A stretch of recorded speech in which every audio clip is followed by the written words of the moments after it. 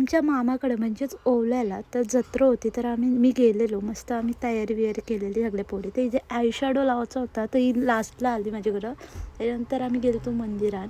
तर या तिघी मॅचिंग केले ना, आम्ही दोघी मॅचिंग केले. नंतर पाळली पण गाईज 2 आलेली, बाकीचं काय माहीत नाही.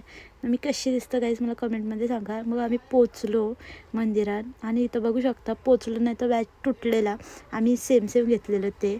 मग मंदिरात गेलो आणि आतमध्ये गेलो दर्शन घ्यायला. तर इथं देवीचा शृंगार चालू होता. त्याच्यानंतर आरती बिरती झाली आणि मग निघली पालखी आणि मग आम्ही नाचायला लागलो सगळी मस्त.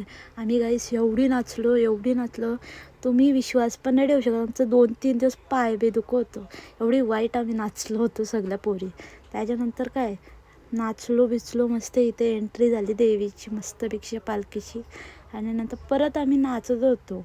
नाचण्यात तर बाई श्रुतीने काय ऐकलंच नाही. ही कोणच्या आमच्या जास्त तीच एकटी नाचत होती. ती मी बघू शकता कसली नाचते बघा. आता हिला काय पिलेली का काय माहिती, काही सांगू नाही शकत ना. कुलाला आम्ही सगळे एवढी माखली तर ही बघा कशी दिसते.